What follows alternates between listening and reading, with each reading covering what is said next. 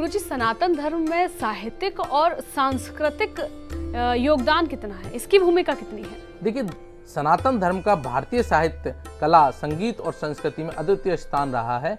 इस धर्म ने महाकाव्यों, शास्त्रों और संस्कृत अनुष्ठानों के माध्यम से समाज को समृद्ध किया है। जैसे महाकाव्य अगर हम बात करूं, रामायण और महाभारत का अगर महत्व की बात करूं, तो रामायण और महाभारत सनातन धर्म के प्रमुख महाकाव्य हैं, जो न केवल धार्मिक ग्रंथ हैं बल्कि भारतीय संस्कृति के आधार स्तंभ भी हैं। रामायण में भगवान राम के जीवन और आदर्शों का वर्णन किया गया है, जो मानवता के लिए प्रेरणा स्रोत है। महाभारत, जो कि एक महान युद्ध की कथा है, जीवन के विभिन्न पहलुओं को समझाने वाला ग्रंथ है। भगवत गीता, जो महाभारत का एक हिस्सा है, जीवन के गूढ़ रहस्यों और कर्तव्यों के महत्व को समझाती है। वेद, उपनिषद और पुराणों को संस्कृति में अगर योगदान की मैं बात करूं, तो वेद और उपनिषद सनातन धर्म के प्रमुख ग्रंथ हैं, जिसमें जीवन, ब्रह्मांड और आत्मा के रहस्यों को विस्तार से समझाया गया है। पुराणों में इतिहास, कथाएं और धार्मिक अनुष्ठानों का वर्णन मिलता है।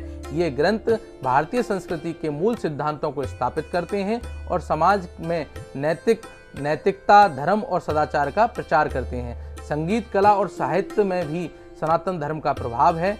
भारतीय शास्त्रीय संगीत, जो कि रागों और तालों पर आधारित है, सनातन धर्म में धार्मिक भक्ति और अनुष्ठानों से प्रेरित है। इसी तरह भारतीय कला में देवी देवताओं, प्रकृति और धार्मिक अनुष्ठानों का प्रमुख स्थान है। साहित्य में संस्कृत काव्य, नाटक और शास्त्रीय ग्रंथों ने भारतीय समाज को समृद्ध किया है। कालिदास, भास और तुलसीदास जैसे महान कवियों ने सनातन धर्म के मूल्यों और आदर्शों को अपने साहित्य में उजागर किया है।